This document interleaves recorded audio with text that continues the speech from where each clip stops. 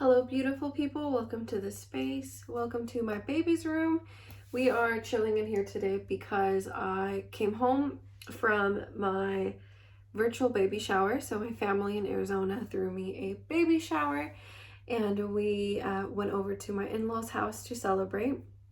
I definitely always feel a little bit lonely after I hang up on a FaceTime call or just like a chat with family overseas because they're still hanging out, and then obviously I'm still in Australia. So sometimes it is hard, and so having that family, that extra family support during this time has been amazing. And so if you're in that boat, I'm sure you can empathize, and I really feel for you as well because it's not easy.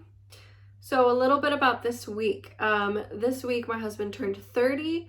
So if you know him, wish him a happy birthday. But that was something that we celebrated this week. And we also are celebrating that Sydney is, the restrictions are lifting for those who are vaccinated. So that was great news for us because it just means that we will slowly start to be able to prepare for baby more. Like we can actually go to the store and go browse through baby things for ourselves. And we can also see a little bit more of our friends before we go into our little baby, what I call our baby cocoon. I'm currently 34 weeks pregnant, so we have 6 weeks left, which is insane. It has gone by incredibly fast. I'm not gonna lie. I'm still a little bit in shock. Some days it feels really real, and other days it just feels like I'm just going through the motions, if I can be super honest. So yeah, it's pretty wild. And someone actually gave me really great advice and said you should come into your baby's room and just try to envision yourself with him here and try to picture what it's going to be like when you're taking care of him, when you're feeding him, when he's taking a nap. And I think that really helped bring to life the idea that this baby's gonna be here soon. Today, we are going to talk about my second trimester recap. So I hope that this is helpful to you. I hope that if you are in your second trimester, it's relatable and maybe gives you a peace of mind. I know when I started watching more second trimester videos, there was a sense of like comfort and just kind of, I felt like I was doing this alongside someone else. And so if you are in your second trimester, this is for you. If you are curious, this is also for you. If you don't have babies yet and are wondering what it's like, this is also for you. I do want to say that we are going to get into a lot of nitty-gritty things, a lot of changes in the female body. So if you are a boy and you're not interested in this, this is your warning. Yeah, definitely giving you some time to decide if you want to watch this still or not. So the second trimester is set to start from 14 weeks to 27 weeks. So earlier on, I got motion sickness and nausea from 11 weeks to 15 weeks. So I had a whole month of morning sickness and all of that, whereas in my first trimester, I didn't have as much morning sickness until the end. It was really strange, and I thought that I had actually beat it. I have like fatigue and other symptoms that you can actually watch. So I'll link the video down below of my first trimester recap. But the last symptom during my first trimester was morning sickness, and it did follow into my second trimester. So that was really crappy. But we got through it. I shared some tips in that other video that you can watch. But the first thing that I started noticing in my second trimester was the physical changes in my body. So my first trimester, I thought that I was growing a belly, but I wasn't. I actually had a lot of bloating due to hormonal changes. So really it was like some days I would have like my normal tummy, and then other days I would feel a little bit bigger, and I thought, oh my gosh, I'm popping. And it's like, you look back now when you're in your third trimester and you're just like, no, like it's cute, but no. This here is popping now. So anyway, with the physical changes, the very first thing I started noticing is that my breasts were super sore, like painfully sore. So sometimes at night when I would switch from one side to the other, I could just feel like just tender and just pain. Honestly, they felt like I had done some sort of workout or something, and it was really, really painful, especially at night. Also, like, we're gonna just get into it. Like, I'm just gonna be honest with you guys. So if you know me and you don't want to know these things about me, you can just watch my video next week. That's fine. So I don't know if you've ever heard of melasma. Melasma is when your body starts creating more melanin in your skin. Melanin is what determines your skin color. Us girls who are born tan with darker skin, we have a lot more melanin in our skin, in our body.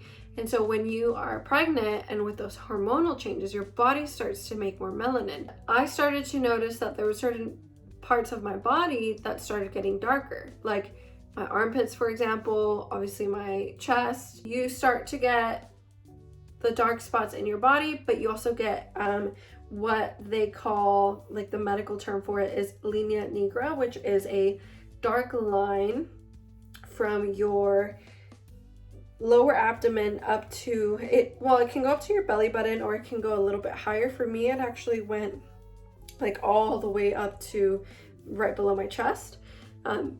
Excuse me. And it's just like a dark line. And so that also goes hand in hand with the hormones that your body is just being pumped with because you're creating this beautiful child. And so I started noticing that line in my second trimester. Another thing I started noticing as well is stretch marks. So if you are trying to avoid them like the plague, that is fine. You can use a lot of lotions and oils. There's some amazing products that I'll link below. I'm not sponsored or anything like that by anyone. It's just the fact that it was helpful. So hopefully this helps you too. But from what I know, I would also just double check with your GP, is that your stretch marks are genetic. There's no assurance that you're not going to have any stretch marks. I've seen a lot of pregnant women without any stretch marks, which is actually really cool, and I really wish that that was me, but it's not. So I had to get to a point with my body where I just accepted I'm doing for what the great efforts that are being made to create this baby. Rather than comparing, I just decided to celebrate and to remind myself that everything has a purpose. Like, these stretch marks might, they might never go away, they might stay, but during my second trimester, I really took the time to try to just accept my body. And if not now, then when? A lot of my second trimester was about skin. Like, I was born with eczema, but this time around, during my second trimester, I got the biggest eczema rash on my back. Now, this is something that I have struggled with back and forth between my second and third trimester. See, I'm scratching myself now just thinking about it. But I initially thought this was PUPS. So PUPS is a different skin condition that happens when you are pregnant, but it goes away after. So I would ask your GP about it if you feel like your skin is a bit sensitive and there's like a rash going on. It was just good to get that cleared out by my GP. So physically, that was kind of the biggest thing. I think during my second trimester, I started getting really introspective. I started thinking a lot about like life, a lot about what I want to do next, and I kind of started freaking myself out a little bit because I had this idea in my head that I had to choose between my career and being a mom, which is so not true. Like, I look back and I think it was just like me being afraid of this new like title and new change. Kind of like when you're getting married, you go from Miss to Mrs. and it's like, it might not feel to other people like it's the biggest thing. Some people might see and think like, oh, like she's just getting married, but it is a big change. Like, you're deciding to commit and devote your life to this other person. And so in the same way, motherhood, I think, hits kind of that same feel where you're like about to devote your life and commit your whole life to this other little human that you are making with your spouse. Like, it's pretty wild. Some things that helped out massively during my second trimester was getting a pregnancy pillow, which I will also link below. You're welcome, all of these businesses.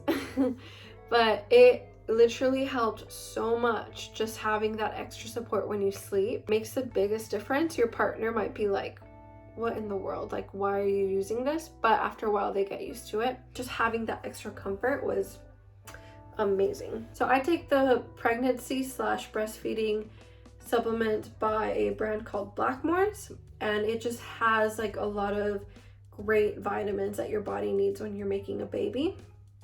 And then I take omega-3, and then on top of that I take iron. Now all of this you should definitely talk to your GP about, but I started noticing a really big change, like positive change, when I started being consistent with my vitamins, and that wasn't until my second trimester. And so that was really helpful because I think my body really needed it. And I can say to my third trimester now that has made a huge difference. Another thing that happens in your second trimester is you have to take your gestational diabetes test. Now, some of you guys probably already know, but for me, I didn't know what it was. So it's a 2-hour test. You take this liquid and then you do a series of blood tests throughout 2 hours. And so that was pretty insane. Another thing that I love that I was able to do was get my 16 to 18 week ultrasound. So I was actually able to see the bub, and he was a little bit more formed, less of a little peanut, because when you first get your ultrasound in your first trimester, they're little tiny little peanuts. But yeah, and here in Australia you actually only do 2 ultrasounds, which is crazy because I have heard from multiple friends in America that they do a series of ultrasounds, which is insane and actually so cool. You do your second ultrasound during your second trimester as well, and your last here in Australia. And so I did that, and then they test you, they look out for a whole series of different genetic things, which I was a little bit nervous about.